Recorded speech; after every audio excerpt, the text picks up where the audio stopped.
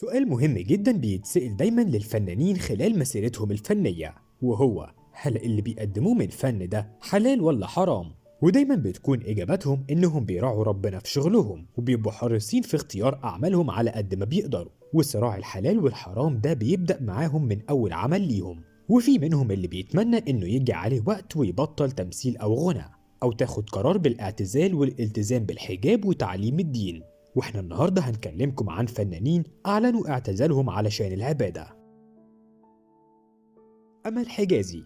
امل من الفنانات اللي عانوا كتير عشان ياخدوا قرار الاعتزال، وكانت عكس كتير من الفنانين اللي كان صعب عليهم ياخدوا الخطوه دي. وفي 4 سبتمبر 2017 امل كتبت ان ربنا استجاب لدعوتها، وانها حاسه بسعاده وراحه بسبب القرار اللي جه بعد صراع كبير مع نفسها، وإنها مش بتقلل من مهنة الفن، وإن الاعتزال بيخص بس الأغاني العاطفية، وإن نفسها تقدم أناشيد وأغاني إنسانية.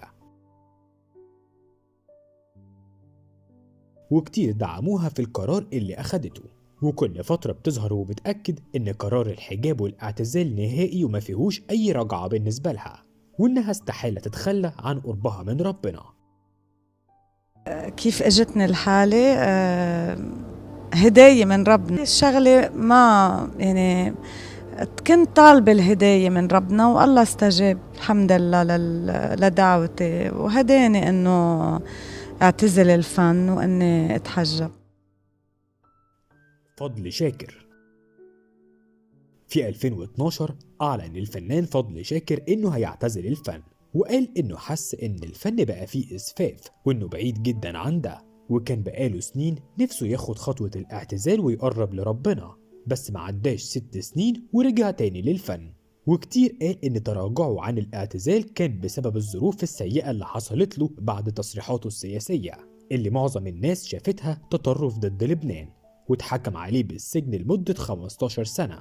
وحتى بعد ما رجع للفن لقى صعوبة إن الناس ترجع تتقبله تاني، برغم إنه اتبرأ من القضاء وتعاون معاهم علشان يثبت براءته.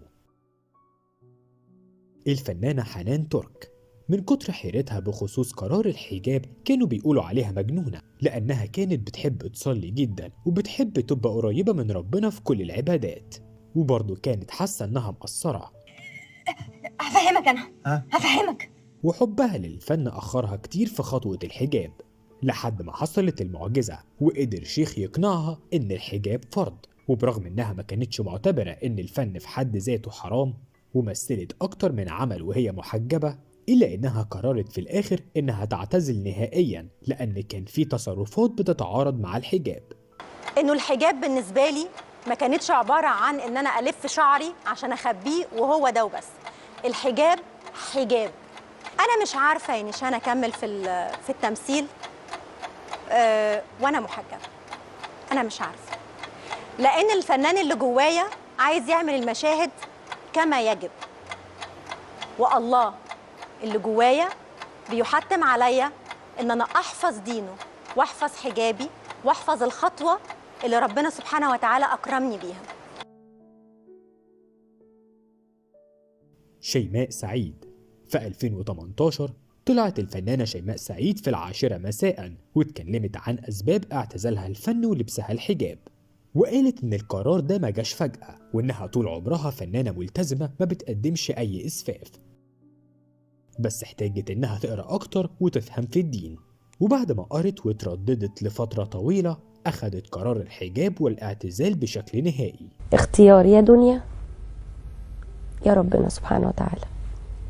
لا أنا كنت موجودة هناك، فازاي يعني؟ لا، ولا أنا كمان في مكان أن أنا أقدر أحرم أو أحلل شيء، ده مش من حقي أبدا. يعني يا ريت الناس تعلم عن الله سبحانه وتعالى، لأن هي في جملة هزتني كبيرة جدا بالنسبة لي، وهي هزتني جامد جامد جامد. هي يا الله هل عبدناك حق عبادتك؟ مديحة كامل. مخدرات؟ معقولة؟ البنت دي ما تجيش هنا، ما تدخلش مبنى التلفزيون ده خالص. هو ده اللي وهي في عز مجدها بدأت تحس إنها مش مرتاحة، خصوصا بعد ما راحت دروس دينية مع بنتها ميريهان وقربت من ربنا، لحد ما شافت رؤية لشخص ناولها قماش أبيض وهمس في ودنها الأوان جه. صحيت من النوم وحست إن الرؤية دي رسالة هداية من ربنا ليها، وأخدت قرار الاعتزال والحجاب. أدهم نابلسي في 20 ديسمبر 2021 فاجئ المطرب الأردني أدهم نابلسي جمهوره بقرار اعتزاله الفن. أنا حبيت أحكي لكم إنه الحمد لله أنا اعتزلت الغناء، وبشكركم على دعمكم المستمر جميعا. وقال إن الهدف اللي ربنا خلقنا علشانه اللي هو العبادة هو ما حققوش، وما شافش إن الفن مناسب لأمر ربنا، وعشان كده هيعتزل، وإن القرار ممكن يبقى مفاجئ ليهم، لكن هو كان بيفكر فيه من زمان، وفعلا مسح كل أغانيه من على اليوتيوب. فبالنسبة لي بصراحة الهدف اللي أنا كنت ماشي فيه والحلم اللي أنا كنت عم بحاول أحققه بصراحة ما بيرضى رب العالمين. ولما اتسأل عن التفاصيل قال إن في بوست من سنتين كان بيطارده. البوست كان فيه صورة لأدهم نابلسي وهو بيغني، وواحد كاتب عليه يا ترى أدهم بيقول إيه؟ فحد جاوب بآية قرآنية مكتوب فيها يا ليتني قدمت لحياتي، وإنه من وقتها وهو بيتأمل الآية الكريمة، وبعدها بشهور بقى معاه إجازة للقرآن الكريم برواية حفص عن عاصم، ومن وقتها بقينا نشوف فيديوهات ليه وهو بيقرأ القرآن، يا إما بيبقى في الجامع إمام وبيأم الناس. صدرك ووضعنا عنك وزرك. زيزي عادل يوم 18 إبريل أعلنت المطربة زيزي إنها بتدور على رضا ربنا، وعشان كده هتسيب الغنى، وطلعت على انستجرام وقالت إنها أول ما أخدت القرار اتعرض عليها عرض كويس جدا ما يترفضش، بس هي رفضت عشان قرارها، برغم إن الفن هو مصدر دخلها الوحيد. ويمكن الخبر ده يعني أهم خبر في حياتي وأحلى خبر في حياتي، هو قرار اعتزالي، وإن أنا قررت إن أنا أسيب المهنة اللي أنا بشتغلها، وإن أنا كنت مطربة.